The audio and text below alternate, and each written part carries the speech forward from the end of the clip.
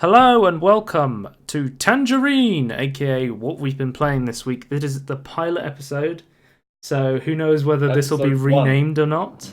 Episode 1, yeah. Do you remember the In-Between show that got renamed to Spotlight? Because the In-Between of I, the In-Between show was really fucking confusing. yeah, I think we have a big branding issue, but I think Tangerine is a good step forward. Yeah, so Tangerine is a solid name you can search for. if you don't know, and if you haven't seen older episodes of the podcast, I know Dave was Yeah, I haven't seen was it. confused why we were calling it Tangerine. Usually on the podcast, we kind of like to ramble a little bit and going off on a tangent, so I call it tangerining. Yeah, tangent, going off on a tangent, everyone knows, and we just went, we'll call it Tangerine because it's funny. Yeah, That's the whole it's snappy. But we kept using it and it just became a thing. Back in the day, when I edited the podcast, I put like an orange on the screen when we were Tangerine. And, if you've seen any of the old thumbnails for the podcast, you will see I edited Sean Murray holding a tangerine. There's an episode called One Man's Tangerine, I think. Yeah, that's a beautiful episode. Yeah. But we're doing this over Discord, and the reason we stopped doing the podcast over Discord and live was because Tony was having internet issues. But you changed something recently that made it a bit better, but we're still having a little bit of issues. Yeah, I would like to apologise for cutting out, but I'm pretty sure if there's any issues, lost packets over Wi-Fi. We'll definitely look into them. Yeah, I look into them, but I know what you're thinking. Why not just get an Ethernet cable? So I don't own my own house. That's the problem. Just get a house. Forehead. Yeah. What? Just get a house. What's the deal with homeless people? Just build a house in 7 days to die. It only took us. Oh yeah, 2 minutes. That's what I'm watching. Okay, so if you haven't watched podcasts before, I've been wanting to talk about this game for a while. Basically, what happened with the podcast was, we used to talk about video game news, and then I started talking about what I've been playing that week. And whenever I did, it would take over the podcast, and every week I'd have to choose between talking about what I've been playing, or I would have to talk about video game news. And it was such a pain in the ass because there was tons of games I wanted to talk about, and I also really wanted to talk about video game news. Because you wanted to always tangerine off into. Yeah, it was like, this week there was some really cool gaming news, but I couldn't talk about it because I was talking about Sea of Thieves for half an hour, stuff like that. So we're going to try and make it its own show, and I'm not too sure on scheduling, but I think we can do it once a week, based on the amount of games I play. Because I've already, since the last podcast, I've already got like about 7 or 8 different games that I've played that I have footage for and can talk about. And of course, Tony will be talking about some stuff as well, but he mostly plays the same games over and over again. One game, but then I'm going to show off what I've done in the same game. So, anyway, I'll talk about it later in my section. In a future episode. But so, if you've never seen this game before, it is a survival game, survival horror. Some people might say if you count zombies as a horror game. I don't really.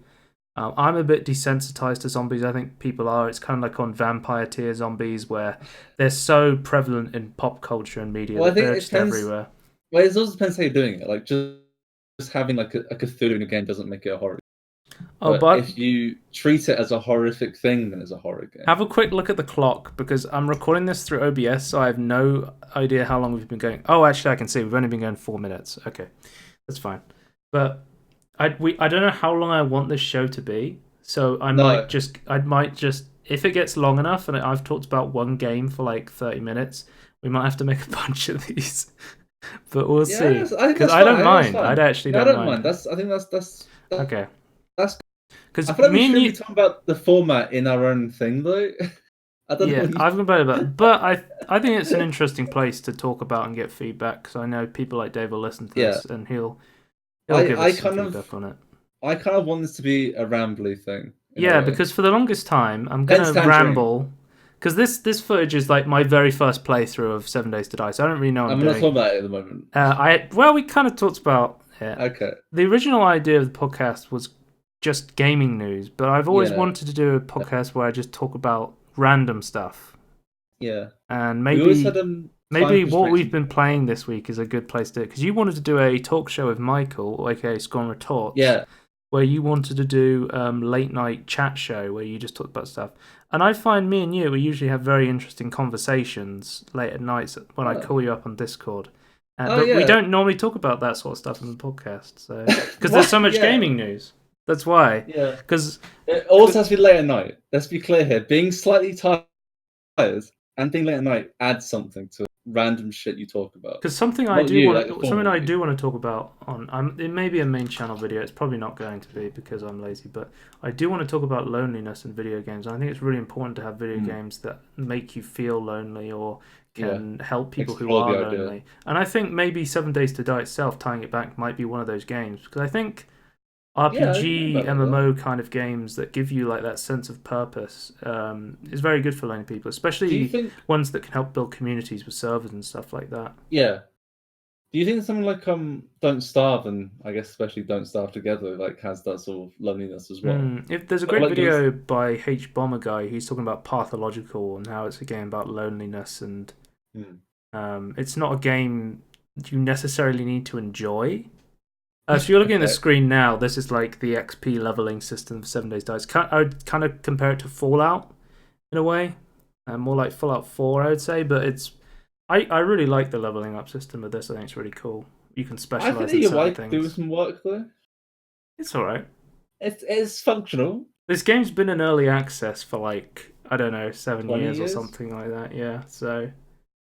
Yeah. This is Alpha 18.1. I actually have a weird relationship, no, not a proper relationship with this video game, but I watched the Oscars play this way back in the... They liked it so much they kept doing videos on it. I was like, I don't want to watch them play this game anymore. You hate watching this game right now because it reminds you of the Oscars. At the time, it didn't have the same structured nighttime mode, I don't think. They've changed this game a lot. The RPG mechanics. They've changed it a lot. So I really like the idea of, was it every 7 days?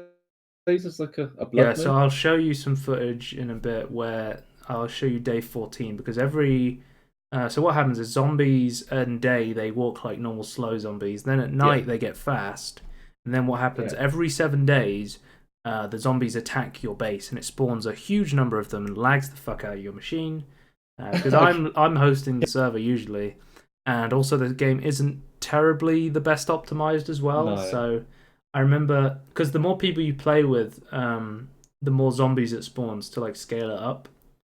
And I was playing it with 4 people. I was playing with Wrestling Matt, Halfstone Andy, Wave that stares at me from behind, staring Dave, staring 1,000-mile stare Dave, seen some shit, Vietnam Dave. Yeah, just call him Vietnam Dave. That's a good nickname. Yeah, well, like Vietnam he woke up with. Talked about Resident Evil and then he went back to staring, right? I remember that. Yeah. I've actually, check out next week's episode, because I've actually been playing Resident Evil 5 with Dave. So there's a little teaser for you, if you will. Okay. I'm losing my train. Basically, so when you had 4 people, I was getting like 2 FPS pretty much, and I was like, I can't see anything. This is like a slideshow. So the game does have some optimization issues. But basically, the main focus of the game is you spawn on like a set map. You can choose to spawn on a random map, but the set map has really cool things. Like, at the moment, you spawn at like a random... I don't know if you always spawn at the same place, but you spawn at a random house. And then there's like the Shotgun Messiah factory, which is a place to go where there's tons of challenges. There's like a... when me and Dave first played, we went to the bear bar, but we didn't know it was the bear bar. So we went downstairs into the bar and we cleared out all of it. And I was like, there's some stairs that are broken. Should I fix them? And he's like, yeah. We go up. There's 2 zombie bears up there out of their cages, and we were trying to slowly fight them. I find a blunderbuss in a cave, and that's what we were using to kill them. But I would say don't fuck with bears at the beginning of the game, because they will destroy you. I've died to bears a lot. The thing that's killed me the most is probably boars. There's a place called Bob's Boars as well on the set map, that's just full of boars, which is really good if you need food. And also, I don't know if you want to get a spoiler, because it's kind of interesting. So if you don't want a spoiler, skip a couple of minutes. What kind of spoiler? But in Bob's Boars, I didn't know this the first time, but there's a mutant boar in it. What do you mean? The first time I cleared out the place, I didn't see it, but there's a secret basement and it has a false floor.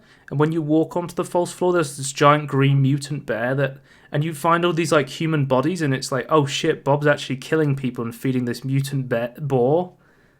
So that's where my fear of boars comes from. Because the first time I did it, I didn't even notice it. So it's like, that's kind of interesting that the world itself on this set map that it has a lot of like little bits of story to it, and it's very interesting. It's you don't see stories much in survival games like this, right? But I think when you have survivals of like this where it's an apocalypse, and it's about what's been left behind, and the storytelling should be through what you can find and trying to piece together what happened. Also, is what I think that's the compelling part of Fallout games, right? Like you're by yourself basically, and you're exploring these stories left behind. The tutorial for this game is pretty good. You build a bed to respawn. It teaches you how to make food. You have to punch plant fibers. You then make axes out of stones you pick up. You make an axe to cut down trees. Well, any survival game, basically. Yeah, pretty much. The only thing I found really confusing was in this game, instead of building blocks, you make wooden frames and then you upgrade them by right-clicking on them with the axe. Throughout the entire tutorial, that was the only part they actually needed to look up. So now I'm breaking the wood and I'm getting coal and a little bit of wood from it. I was in the desert. On our run, we actually went and lived in the bear bar, and I think that's a really good place to stay in one of those buildings because they're really well defended and it's in a neutral biome. But if you're in the desert like this, you kind of want to spec into weather protection because you'll get really hot and your character will get thirstier as well. And there's also snow biomes as well. They all have their own advantages and disadvantages, pretty much. Like the like deserty hot place and the cold places, you'll get more light at night, which is nice. And then in the more woodland areas, you won't, which is pretty cool. I'll see if there's any. I think I record like 15 minutes, and then the rest of the recording. Okay, this is me going into a cave, so I'm showing off some of the perks. So if you don't know, this is the fortitude tree, and so I might get healing factor here is a really good one skill wonder because you just put 1 point into it, right? And then you are able to heal over time.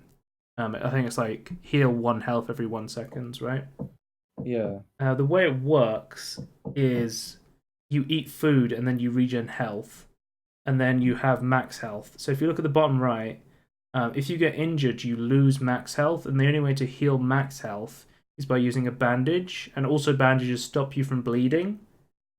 But you can only get level 1 here. If you want to go deeper levels into the specialization, you have to go into the attribute first.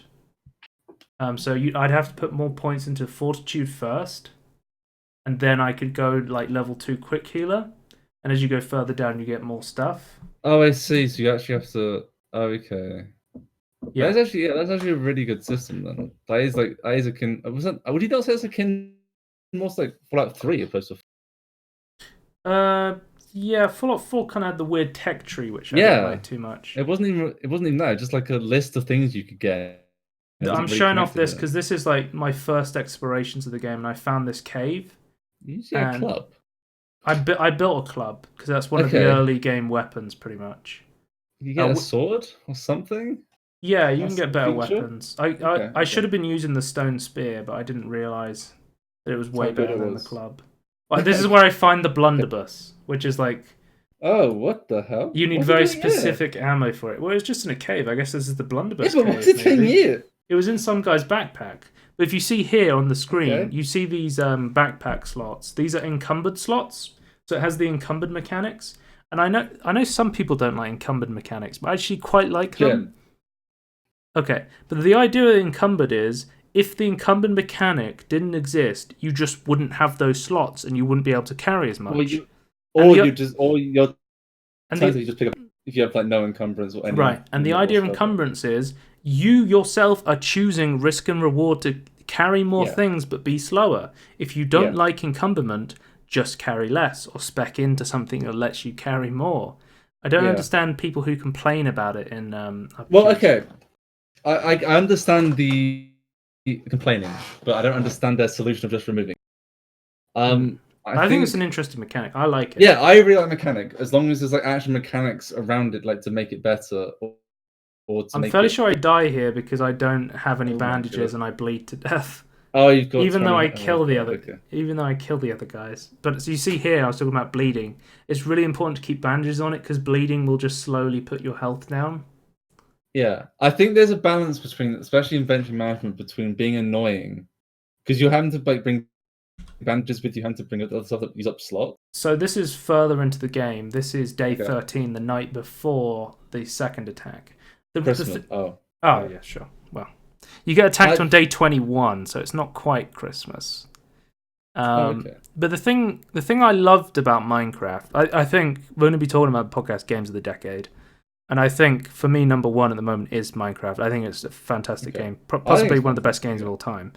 But the great thing about Minecraft is the first night is one of the best moments in gaming history. You will never be that scared as you are on the first night in Minecraft. Yeah, that's true. And I feel like after the first night, other than going to the Nether or going to the end, you're never really as scared as you are. Well, it's not.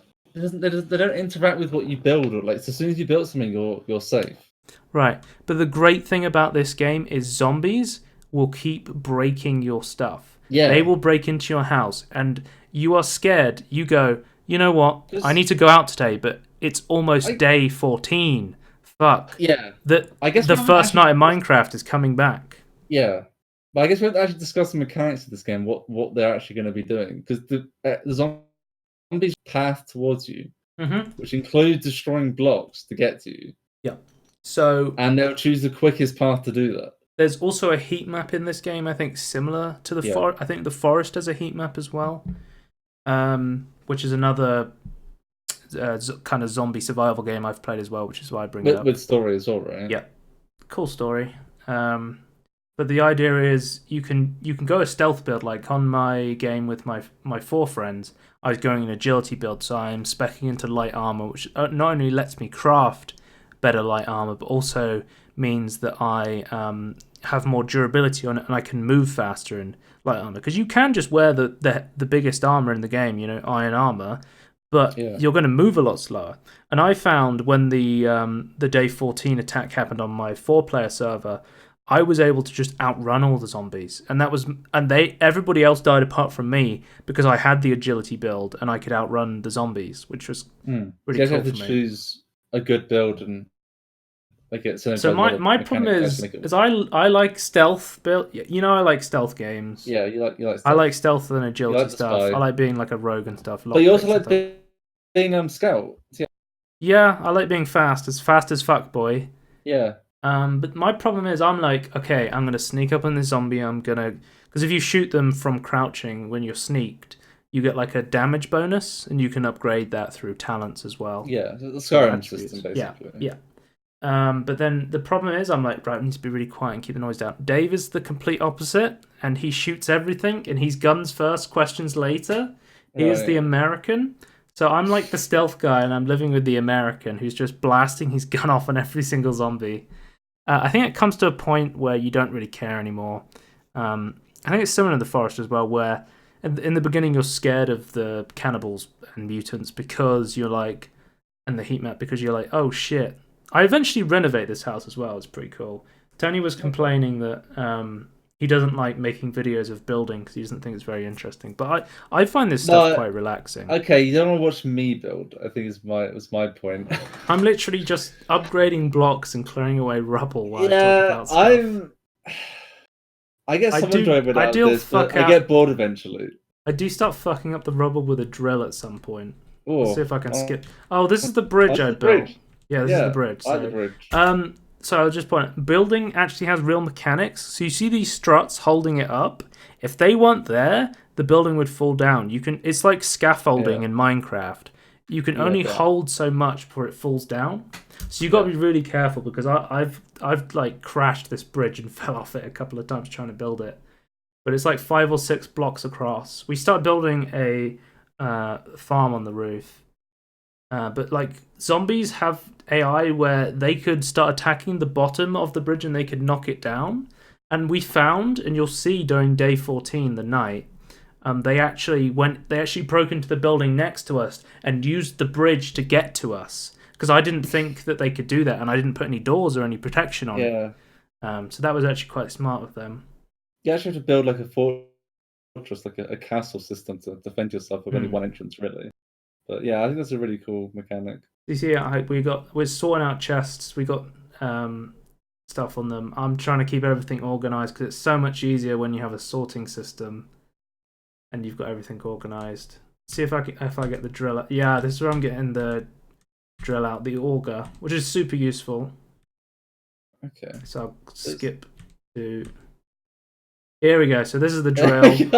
I'm fucking up the rubble. And I think as well I use the auger because what we're doing is we're building rows of... we're digging a trench all around our base, and then we're putting iron spikes in it, and that's just going to be super useful for when you see the horde attack. Like a moat. And then I accidentally walk into... I've walked into these iron spikes more times than I can mention. But like, if you saw our food chest, some of our meat's boiled, and that's because they specifically spec'd into MasterChef. I think it's called MasterChef. And that gave him the ability to put water with meat and make really good meat that also gives you a thirst. Because when you... Oh, there's a zombie here, so I'm going to try and sneak up with the crossbow. I really like the crossbow compared to the other bow. I completely miss. The hitboxes on this game are something that annoys me. I get the critical headshot. I've got the janky animations of the movement, though. I find that... That's, like... I really love this game. I like the idea of this game, I think, more than the actual game. Like, every mechanic you speak of, like, oh, it's got RPG mechanics, it has, like, building destruction, it has, like, gravity scaffolding mechanics, and, oh, the AI is really good. But there's certain things they haven't polished, but I think let it down. Yeah, because the two things... I get over the look of the game if the animations weren't terrible. I have a lot of the stuff on low because I'm hosting the server. Yeah, but even on high, it's not a beautiful game. It does look a lot better than this if you crank up the settings, but... Okay. What was I saying? You need a NASA supercomputer. Two of the things like that really annoy me about this game is... I really love this game. From what I've played so far, I've got about... I'd say about 70 hours, I think, or something like that. So I played quite a bit of it. It's pretty substantial. But the two things that annoy me are the unpolishedness, like talking about how hard it is to run. You know, what's the word? I said it earlier. It's hard to run on any system because it's unoptimized. That's the one. Right. Oh, okay, right. I see. Yeah. And the hitboxes are really janky. I don't like the hitboxes in this game. I wish they fixed them. Well, it's the entity movement's pretty janky, but I guess it's trying to make it so lots of zombies. Anyway, let's skip to. It's open. This is day 14, so I've grabbed a bunch of guns, and I think mostly for the blood moon comes out. Yeah, I really like the blood nighttime. The blood moon nighttime is really cool, and the lighting is really good here. Well, one thing, I was on Alpha 18.1, and pretty much from 17 to 18, they changed like almost all of the game. They're constantly updating it, but the problem was all of the wiki pages had information from like Alpha 17, so it was really hard to look up anything from this. Hopefully, it's been updated since I checked. Different? Oh, they've changed like everything. They rebalanced everything. Okay. But yeah, that was something annoying for me. Like, trying to learn the game, it was a lot of trial and error because I had no resources, really. But I'm a person, personally, that if I'm going to play a game like this, I want to go in completely blind. I really enjoy learning games. I'm someone who goes and just practices games a lot. So the attack hits at about 10 o'clock. So it's 9 o'clock at the moment, as you can see on the screen. We've got some forges going. That's one way where you build... forged iron stuff you need, cool stuff you need to build, iron spikes and stuff like that. And that's something you spec into. So you go into intelligence. So Dave's going to intelligence, and then he's building the forges, and then we're gonna. I think we've got I don't know if we've got mobile, but we build motorbikes as well from the mechanic perk, and then eventually you can build cars. And when you get far enough, you can build a gyrocopter. Yeah. Oh, a gyrocopter. Okay. Yeah. So that's pretty cool. I'll skip. I saw someone on something. I thought it might be a helicopter. So I think I go to the roof for the night, and I'll show you just how many zombies spawn in. It goes from about 10 o'clock to 2 o'clock on the blood moon. you're gonna just be constantly attacked by zombies. Here we go. Watch this. 10 o'clock. Here we go. Now they're all spawning in. So that's where the lag's coming from. Yep. Oh, okay. In that. So I think that's actually pretty terrifying. There's zombie dogs. There's as you get further along as well. It's not just the blood moon's coming eventually. It's gonna be fine. The more powerful zombies come. So at the moment they're pretty much just normal zombies. There's a couple of zombie dogs. There's also climbing zombies. So that's why even being on the roof is a good strat, but I can also get attacked on the roof. There's also vulture zombies that are going to fly at me and attack me. There's ones that spit acid at you and stuff like that, and there's ones that explode. I recently I got a bunch of explosive crossbow ammo from the trader. So I think on the last day 21 maybe on this save, I was just blowing up as many zombies as I can see. See if we can get some bridge action because I want to see the bridge action. But is there any way to funnel them into one specific place, but like baiting them into like a really? I think they try and attack weak spots. So you can bait them into attacking a weak. If you put specifically a weak spot somewhere, they'll go towards. If you can see here now, look. They've started breaking into this base here because they're going to go up here and come across the bridge, and you'll eventually... They've seen a route, basically. Yeah. So the AI of the zombies has figured out that if they break into here, they can walk across here with very little resistance. During Blood Moons, you get tons of XP because there's so many zombies to kill. Yeah, I can see the XP that's ticking out. Considering the amount of AI pathing that it's doing, I'm actually surprised how well it... Here we go. Here's the bridge. So they all start running across. Oh my god, that's and I think they start getting across. That's when I have to pull out the shotgun. Well, on the save now, I've got it way more better defended. Yeah.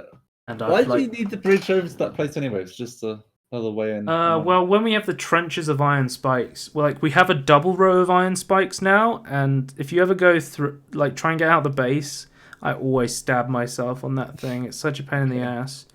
But it's a good way to get back into the base and also out the base. One thing you can do is Assassin's Creed Altair style.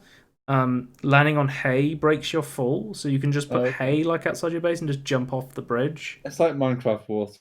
Yeah, it's like or Minecraft Honey 1.15 came out. This is one of the vultures. So these are one of the annoying things. What the fuck is that thing? It's a zombie vulture. Those are the jankiest textures I've seen in a non-David Cage game from. It's definitely an alpha game that's been in alpha for a very long time, but it's at a point where it's really fun, and I'd highly recommend it. Is what I'm saying. Yeah, I think. I think for me, I really recommend I really like the night cycle thing. It really does it for me. That's really cool. But there's constant gameplay changes. I feel because I'm constantly going from.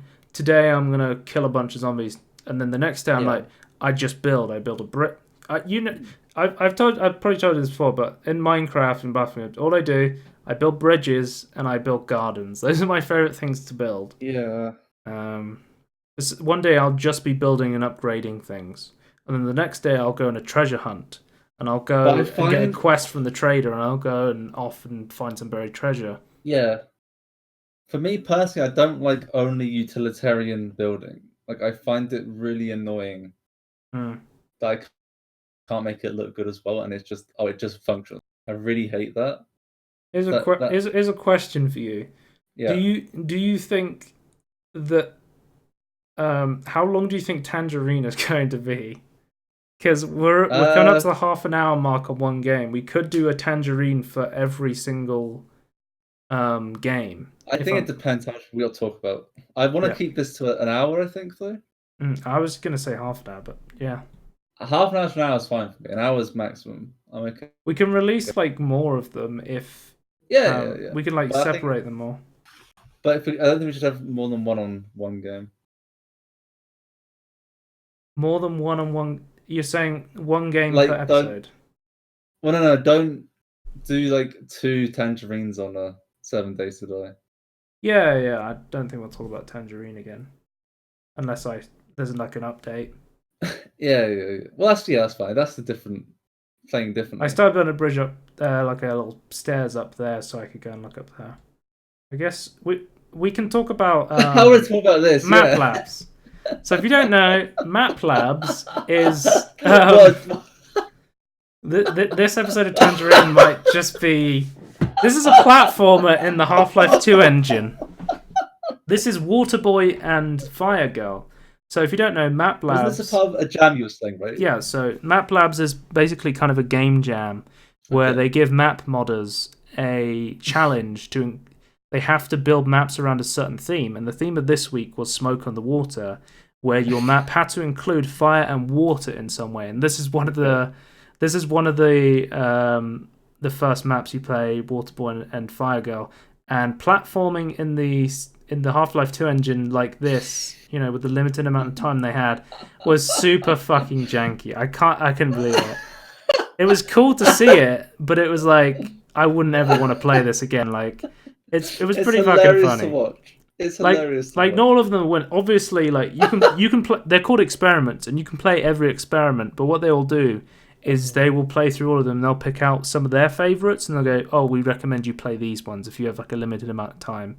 I usually just go through and play them all, but this was one of the first ones, so this is why it's getting recorded. But I also thought it was hilarious. Wait, I think thematically it's really cool because you have the idea of Waterboy can run on water, but Fire Girl can't, and you kind of switching between these two different people. I think if this was made into a full game, it might actually be interesting. Not in the Half-Life 2 engine like this, but like an actual platforming game, I guess. Yeah, this is this game. I don't know if this whole thing... I think this whole thing is... Oh, I complete the map. I think Sludge hurts both Fire Girl and Waterboy. Okay. But there you go. Fire Girl and Waterboy by Bernie Bean. This is me going on to the next map. Fires on the Ice. So this is a... completely different game. Yeah, it's a completely different experiment by another person. Yeah. But what you find with these map lab things is you'll find a lot of mappers will return and you might notice certain things about the map. Go, oh, that's made by this person. Like if you play a lot of Half-Life 2 mods or you play a lot of map labs, you might start to notice similarities. I've talked about this before in the podcast. I've talked about I've shown the box one, right? There was the previous. It's every month. So one of the previous months was you were only allowed to use dev textures. You couldn't use custom textures. It was called Blockout, and there were some pretty interesting ones with. One of my favorite ones where you were just going through a construction facility. So what I didn't realize is the water's electrocuted, and I walked straight into it. Okay. So yeah, I had to restart there. I was like, how the fuck did you get out? Oh, I can just pop out here. Okay. So that's how they use the water in this. Is the water's electrified. Right. And then we go into Half-Life 2 mode. Because, not every game has to be a revolutionary new game. It's just a map made in Half-Life 2, but with the theme, and it's about what you do with that. Like, you could make a really cool Half-Life 2 level that has fire and water in it, and this is what this guy did. The other guy went, let's make a terrible platformer with fire and water. They tried, okay. But I'm glad they tried. It's amazing. Yeah, it is amazing. Amazing. Oh. Sapphire Barrel. They've done that. There's fire. We've got fire. We've got fire. There's a campfire in this one. I've never not got sucked up by these things. I don't remember what they're called, but I'm always getting sucked up by them in Half-Life. They are the bane of my existence. From that. Yeah, bane from Bat. There's more fire. Okay. So okay. Yeah, I thought this part was really cool, where you use the fire of the barrels to kill the oncoming combines. Pretty cool action sequence here. I was trying to put that next to them and then blow it up, but then the trick shot didn't really work. Because that did work. Yeah, I think that's the end of the map. Yeah. That's the end of it. So I think that should be it. I mean, we've come 35 minutes already, and I've talked about 2 games. 35. Was any? I mean, is there any stuff you want to talk about from? Yeah. Well, this only maps you've recorded. That wasn't the only maps you played with, right? That's the only maps I've really played on it so far. Okay. But I have played like all the maps of other ones, but that's just. When did these happen though? It's like every month. every month. Oh, every month. Every month there's a new one. So that one was from November. Do you play these all the time then? I have been recently, yeah. Ever since I started with Blockout, and then I went back and played Abridged, and then I played this one because I only found out about them around when Blockout came out through Tyler McVicker, the Valve News Network. I didn't really know much about them before him, but he's very much in the Half-Life 2 modding scene. So I saw one of his videos. I was like, "Oh, that looks really cool. I love Half-Life 2 mods. I'm always playing them, so I'll check that out." But yeah, is his job just to be a YouTube news user, a YouTube news? He goes to school he's going to school college for journalism, but in his off time, I think his full-time job is he runs Valve News Network. He do have a Nintendo one as well, right? He does Nintendo News Network, and I think he has Bethesda News Network, but I've never seen him upload to them, so I don't actually know. Oh, okay. Fair enough. Future plans. I feel like he likes the idea of them, but I don't know. I only really watch Valve News Network. So. What would you do with Bethesda, though? I mean, imagine if we did a talk about Fallout 76. Bethesda talk shit. about Bethesda being shit. Podcast episode 1, bad Bethesda. We'd get to like Doom, and it's like, well, they finally released a good game again because, well, I don't know. So Bethesda making. I don't know what we should do the format, because I can either end it here and we can split basically 1 week-ish or 2 weeks worth of games into 2 30-minute episodes, or we can have 1 hour long episode. I don't know what's better. Let's stop it here. You have to come back for the next one. Okay. That's the end of Tangerine episode 1. We'll figure out not on air how we're going to release this and when we're going to release them. But until next time. Goodbye. Don't eat the orange. Don't eat tangerines. Don't eat cheese before bedtime. Good night. We need like a way to end. Actually, we can't just say we can't just do what we do in the podcast. We need to.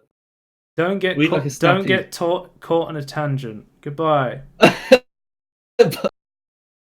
The end.